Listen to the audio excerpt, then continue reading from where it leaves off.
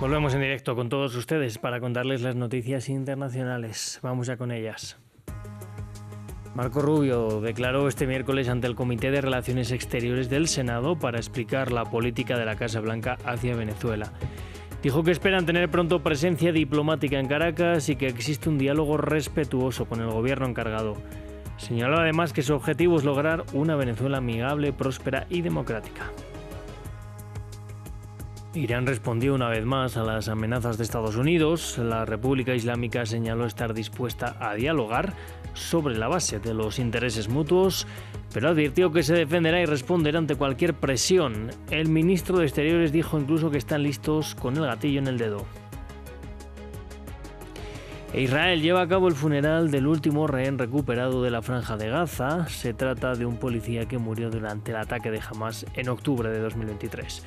Benjamin Netanyahu aseguró en el acto que los enemigos de Israel pagarán un alto precio. Comenzamos.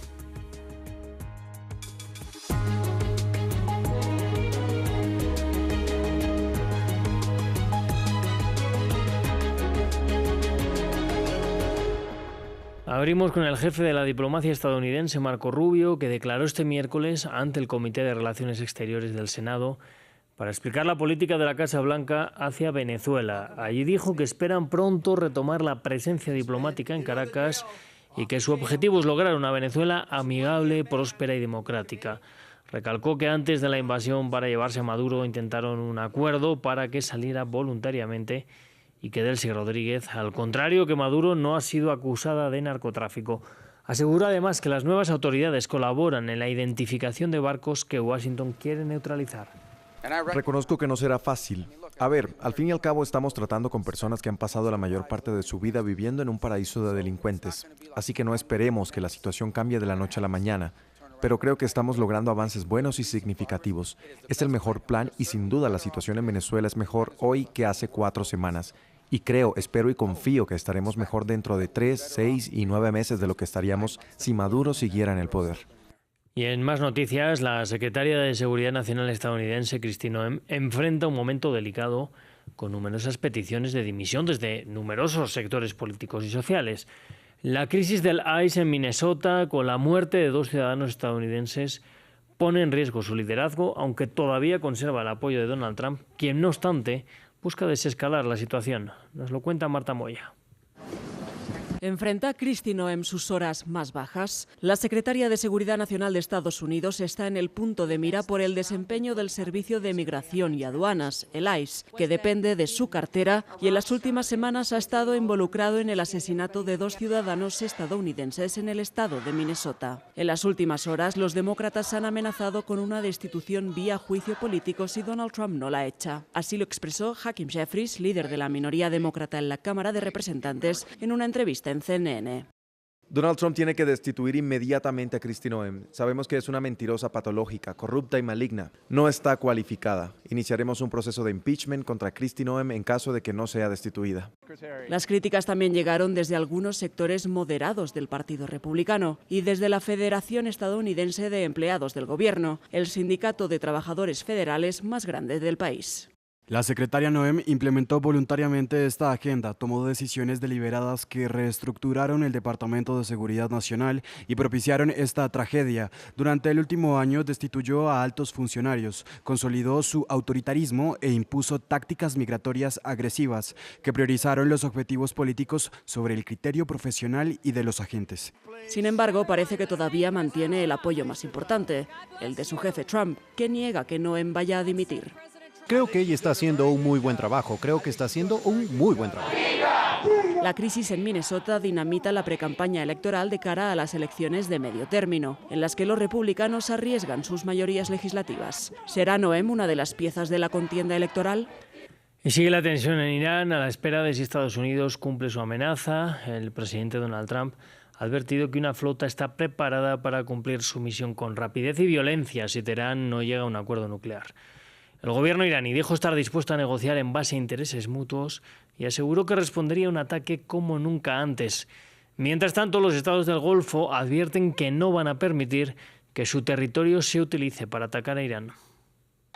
Donald Trump amenaza nuevamente a Irán con una operación militar. Este miércoles el presidente de Estados Unidos hizo un llamado al gobierno de los ayatolás para que negocien con su administración cuanto antes, en vista de evitar un enfrentamiento armado a gran escala.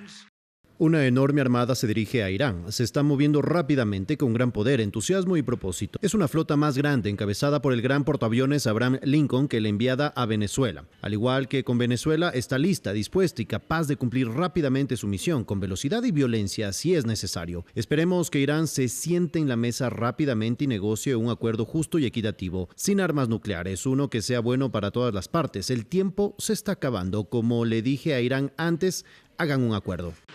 Ante esta amenaza, según la agencia de noticias Mehr, las Fuerzas Armadas iraníes afirman que están listas para defender el país, mientras que la representación persa ante las Naciones Unidas advirtió que una intervención militar en la nación le saldría caro a Washington.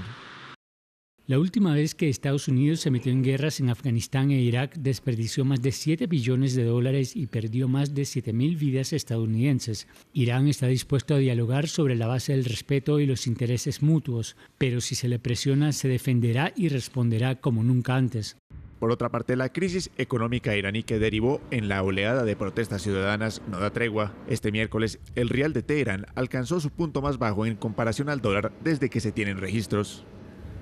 Y en Israel se lleva a cabo el funeral del último rehén recuperado de la Franja de Gaza. Se trata de Ran Vili, un policía que murió durante el ataque de Hamas el 7 de octubre de 2023. Sus restos fueron llevados en una caravana hasta su ciudad natal en el centro del país. Con ello debería entrar en vigor la segunda fase del alto el fuego entre Israel y Hamas, que prevé el despliegue de una fuerza de seguridad internacional en Gaza y el desarme de Hamas. Netanyahu ha descartado la creación de un Estado palestino. Se lo contamos. Tras la vuelta a Israel del último rehén retenido por Hamas, se ha completado la primera fase del plan de alto el fuego patrocinado por Estados Unidos. Sin embargo, se prevé que lo que está por delante es más complejo. La segunda fase contemplaría la reapertura del paso fronterizo de Rafah, la reconstrucción de Gaza y el desarme de Hamas. El grupo militante no ha mostrado disposición a deponer las armas, pero ha planteado la posibilidad de que esto ocurra si se cumplen ciertas condiciones, entre ellas la creación de un Estado palestino. El primer ministro israelí Benjamin Netanyahu lo ha descartado por completo. También escucho ahora las declaraciones de que permitiremos la reconstrucción de Gaza antes del desarme. Eso no sucederá. Escucho que permitiré el establecimiento de un Estado palestino en Gaza. Eso no sucedió y no sucederá. Mientras tanto, informes sugieren que Hamas está tratando de incorporar a sus 10.000 agentes de policía a la administración palestina en Gaza, una demanda a la que probablemente se opondrá Israel. Pese a la renuencia de ambas partes a satisfacer las demandas de la otra, los palestinos en Gaza siguen sufriendo. La ansiada reapertura del paso fronterizo de Rafah durante la fase 2 del acuerdo de cese al fuego sin duda permitiría salvar la vida de muchas personas. Estamos esperando el cruce fronterizo y la misericordia de Dios. Esperamos que el paso se abra para los heridos y los enfermos. Aquí estamos, tirados en la calle, sin medicinas, sin médicos, sin nada. Estamos en la calle aguardando la apertura de la frontera.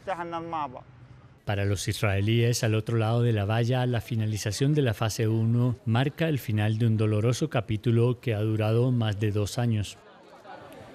Y el presidente ruso Vladimir Putin recibió este miércoles al líder de facto sirio Ahmed al-Shara, en lo que supone el segundo encuentro entre ambos desde el derrocamiento en 2024 de Bashar al-Assad, aliado del Kremlin, y en un momento en el que Moscú busca preservar sus bases militares en Siria.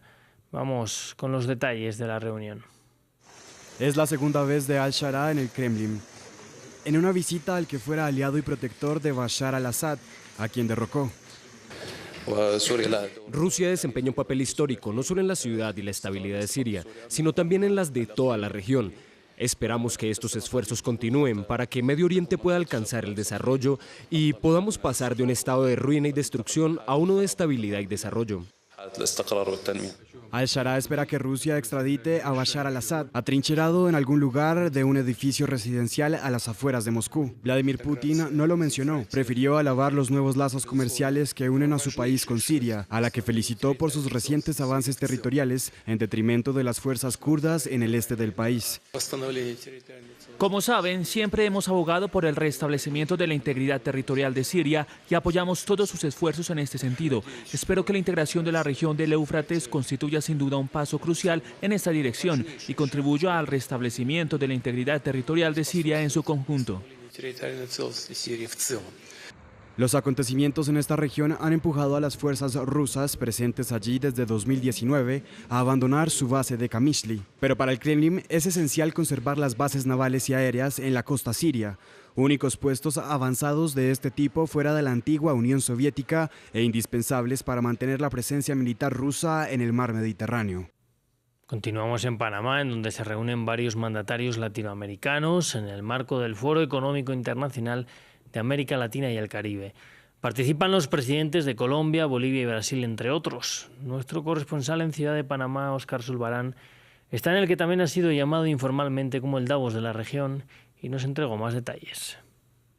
Primera jornada del Foro Económico Internacional de América Latina y el Caribe que se lleva a cabo en Ciudad de Panamá. La jornada inicialmente estuvo centrada en los discursos de los jefes de Estado y de Gobierno que dijeron presente en el Istmo. Obviamente el país anfitrión Panamá a cargo de José Raúl Mulino, el presidente de Brasil Luis Ignacio Lula da Silva, Rodrigo Paz de Bolivia, Bernardo Arévalo de Guatemala, el primer ministro de Jamaica Andrew Holmes, el presidente de Ecuador, Daniel Noboa, y el presidente de Colombia, Gustavo Petro, además del presidente electo de Chile, José Antonio Kast. Las expectativas estaban centradas en torno al encuentro entre Colombia y Ecuador, a los presidentes de Colombia y Ecuador, debido a la guerra comercial que hay entre ambos países. Incluso esas expectativas crecieron aún más porque Gustavo Petro no estuvo presente en la foto oficial del evento. Sin embargo, el mandatario colombiano en su discurso extendió una invitación al diálogo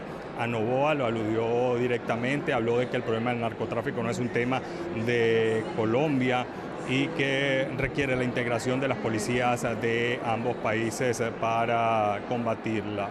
Luego del discurso de Petro, se acercó a Noboa, se estrecharon las manos, hubo un intercambio de palabras, lo que abre la posibilidad a un diálogo entre ambos mandatarios. El inicio de la jornada también estuvo marcado por el discurso del presidente ejecutivo de CAF, Sergio Díaz Granados, quien habló de la coyuntura actual del mundo, dice de un mundo que está dejando de ser un mundo con reglas y que sin embargo existen oportunidades para América Latina en ese sentido, que se tienen que trabajar en situaciones puntuales que afectan la economía de los países y tiene que ver específicamente con temas como el desempleo, la seguridad y las migraciones inesperadas dentro de la región. Y en medio de la tensa situación también en Minnesota por el accionar del ICE, el gobierno de Ecuador ha enviado una nota diplomática de protesta a Estados Unidos. Las autoridades ecuatorianas denuncian que un agente del Servicio de Migración trató de ingresar sin permiso al consulado del país latinoamericano en Minneapolis. Funcionarios del consulado impidieron la entrada del agente. De manera inmediata, los funcionarios del consulado impidieron el ingreso del oficial de ICE a la sede consular, garantizando así la protección de los ecuatorianos que se encontraban en ese momento en la sede consular y activando los protocolos de emergencia emitidos por el Ministerio de Relaciones Exteriores y Movilidad Humana. Por lo expuesto, la canciller de la República presentó inmediatamente una nota de protesta a la Embajada de los Estados Unidos en el Ecuador para que actos de esta naturaleza no se repitan en ninguna de las oficinas consulares del Ecuador en los Estados Unidos. Y vamos a cerrar con el clima que está causando estragos en Europa. Vamos a revisar a continuación algunas de las consecuencias de las fuertes lluvias y vientos en el viejo continente. La tormenta Christine deja al menos 4 personas muertas y numerosos daños a su paso por Portugal. La mayoría de los afectados se reportan en la región de la capital, Lisboa, y en el centro del país. El temporal alcanzó vientos de hasta 150 km por hora, fuertes aguaceros y la caída de árboles y deslizamientos de tierra.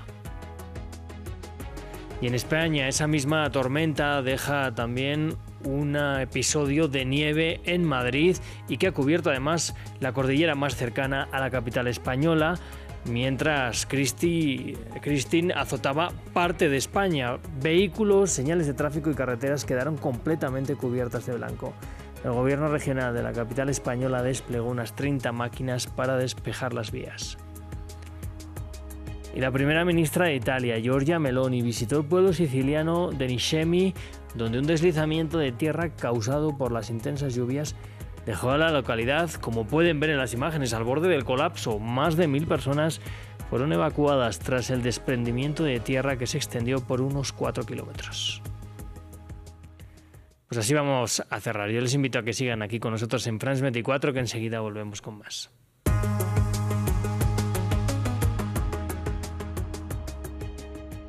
Bienvenidos a la entrevista de France. Cada semana, Rodrigo Sedano recibe a un nuevo invitado. Políticos, deportistas, artistas. Entrevistas con personajes que están en el centro de la actualidad. Sus puntos de vista y experiencias. Un cara a cara con el mundo. La entrevista, presentado por Rodrigo Sedano, en France 24 y France24.com.